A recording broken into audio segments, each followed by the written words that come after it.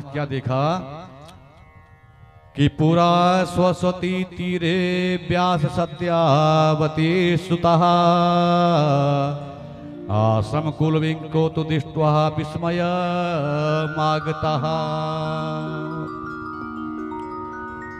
आश्रम के बाहर बैठे दो गौरैया नाम के पक्षी, गौरैया कहते हैं चिड़ियों के बच्चे को, तो गौरैया नाम के पक्षी महाराज नजर आए, जिन्होंने एक घोंसला बना रखा था और उस घोंसले में अभी अभी दो बच्चों को जन्म दिया हुआ था, और बार बार जा करके चोंच में चोगा पानी ला करके उन्हें खिला रहे थे, उस प्रेम में मगन थे। तो इस दृश्य को जब वेद व्यास जी देखते हैं तो मन में एक विचार आ जाता है कि देखिए ये पक्षी है, बड़े हो करके ये अपने माता पिता को भूल जाएंगे, जब इन्हें पंख लग जाएंगे, उड़ने लायक हो जाएंगे, तो कौन माता कौन पिता।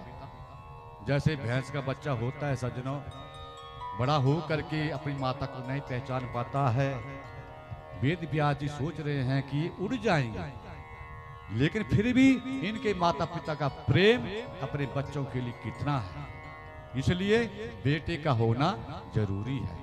बोलिए वाके बिहारी लाल की। तो सौन का दी 88,000 इसी कहते हैं, अमृता तपि मिष्ठा ते वाणी सूत रसात्मि कहा नाति प्यामो वयम सर्वे सुध्याचो यथा मरहा। कि महाराज आपकी वाणी जो है अमृत पिला रही है, हमारे कान अभी तृप्त नहीं हो रहे हैं, मधुर कथा को सुन करके हम चाहते हैं कि आप इसी तरह हमें और माता की कथाओं को कहिए। तो अब वेद व्यास जो है वो सोच रहे हैं कि बेटे का होना, पुत्र का होना बोलो जरूरी है। इस सोच को लेकर के सज्जनों वो वेद व्यास जी अब अपने आश्रम से निकले और सोच विचार में जा रहे हैं कि मैं किस देवता का पूजन करूं, तप करूं, भक्ति करूं, तपस्या करूं, सूर्य देव की करूं, माता की करूं, शंकर भगवान की करूं, विष्णु की करूं, गणेश की करूं, जो मुझे पुत्र की प्राप्ति करवा सके।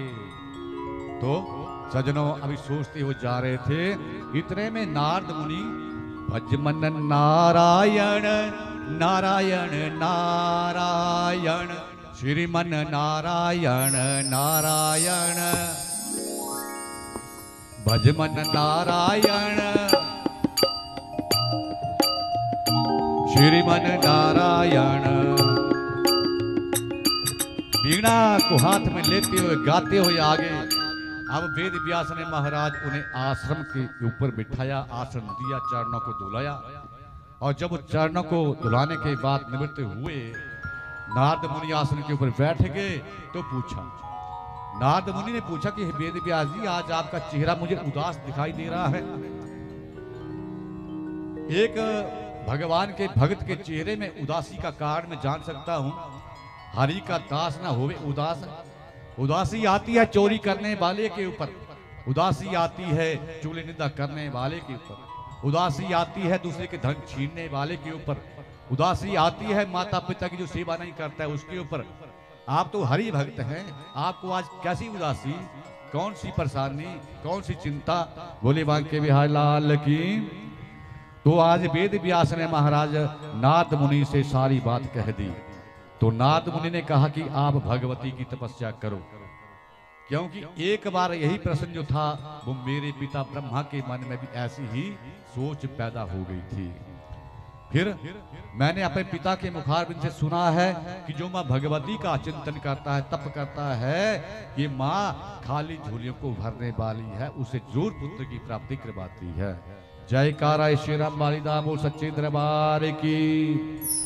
पुत्रस्य गतिर्नास्ति ना सुखम मनसेयता। हम भी यही सोचते हैं कि पुत्र के बगैर गति नहीं होती है। होता है ना हमारे मन में विचार, ये सबके मन में होता है कि घर में पुत्र का होना बोलो जी जरूरी है कि नहीं है? सबकी सोच होती है ये कि घर में पुत्र का होना बड़ा जरूरी है। लेकिन महाराज मैं आपसे बात पूछूं कि सारी उम्र करते रहे उल्टे सीधे काम, हैं, लोगों को देते रहे दुख तकलीफ, हैं, किसी के घर में लगाते रहे आग, हैं, किसी के धन को चोरते रहे, हैं, किसी को डंडे से पीटते रहे, और अंत में सोचे कि मेरा पुत्र मुझे अगर दान करेगा क्या मुक्ति मिल जाएगी? हाँ जी ना जी। फिर मुक्ति तो महाराज, स्वर्ग तो महाराज अपने कर्मों से मिलेगा। जैसा हम कर्म करेंगे ना वैसा ही फल मिलेगा। बोए बीज बोले हैं, बबुल के आम कहां से होए, कहावत है ना, एक दुआ है ना।